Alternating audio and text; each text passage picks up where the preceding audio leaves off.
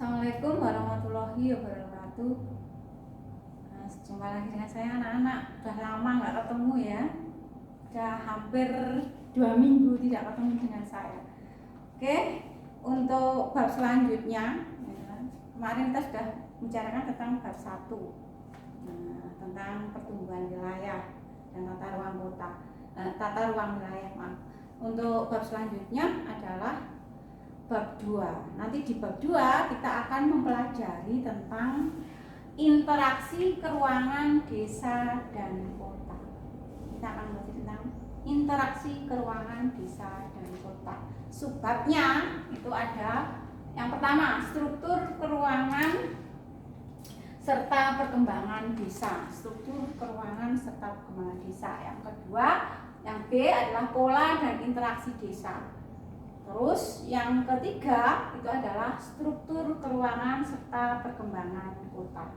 Sedangkan yang keempat yaitu pola dan faktor-faktor interaksi desa dan kota. Untuk lebih lengkapnya nanti kita pelajari per subbab, yaitu yang pertama struktur keruangan serta perkembangan desa. Nanti bisa kamu simak di video PPT berikut ini. Assalamualaikum warahmatullahi wabarakatuh. Pada kali ini kita akan belajar tentang materi geografi SMA kelas 12 pada bab 2 interaksi keruangan desa dan kota. Pada bab interaksi keruangan desa dan kota, kompetensi dasar pengetahuan dan keterampilan perlu dimiliki oleh siswa. Yang pertama adalah menganalisis struktur keruangan desa dan kota, interaksi desa dan kota, serta kaitannya dengan usaha pemerataan pembangunan.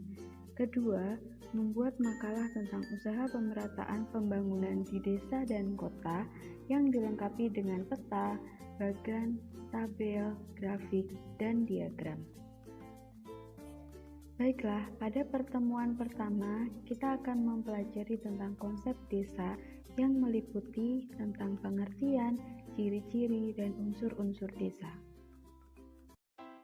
Yang pertama, tentang pengertian desa.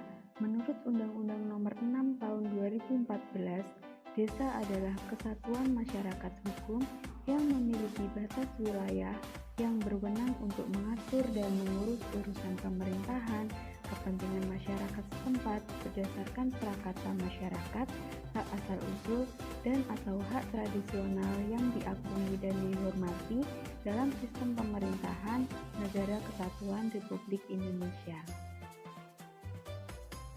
Beberapa ahli juga mengemukakan tentang pengertian desa. Yang pertama adalah Profesor Bintarto.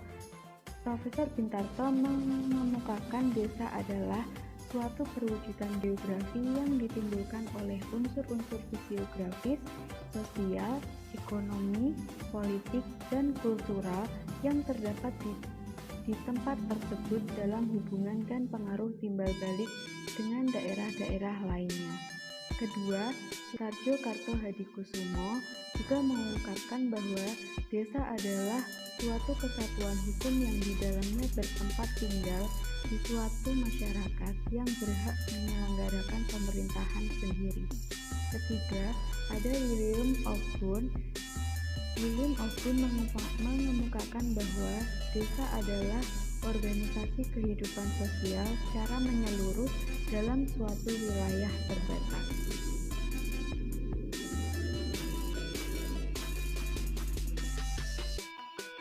Selanjutnya, ada ciri-ciri desa.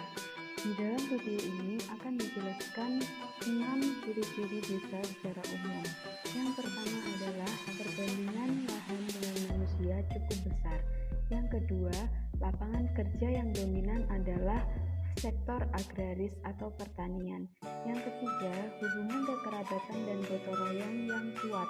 Yang keempat, sifat-sifat masyarakatnya masih memegang teguh pada tradisi yang berlaku. Kelima, sifat masyarakat paguyuban atau gemeinschaft.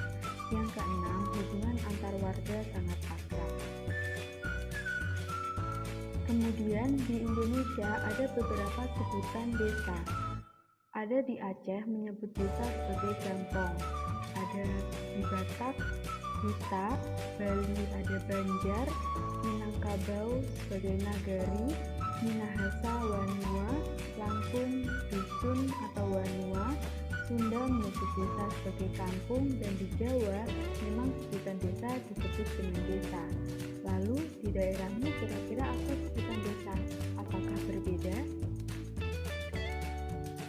Kemudian, desa sebagai daerah otonom juga memiliki unsur pembentuk. Lalu, apa unsur-unsur pembentuk desa? Unsur-unsur pembentuk desa ada 3. Yang pertama adalah daerah, yang kedua penduduk, dan yang ketiga ada tata kehidupan. Sekian materi pertemuan pertama. Untuk materi lengkap dan UKBM-nya, kalian bisa klik link di description box. Selamat belajar. Wassalamualaikum warahmatullahi wabarakatuh. Oke, demikian anak-anak video PPT yang telah kalian simak. Nanti kamu catat poin-poinnya, terus kamu kerjakan modulnya, ya. Kamu kerjakan modul untuk PPT yang sudah saya sampaikan tadi. Tetap semangat, belajar di rumah, jaga diri, jaga kesehatan. Sekian, terima kasih. Wassalamualaikum warahmatullahi wabarakatuh.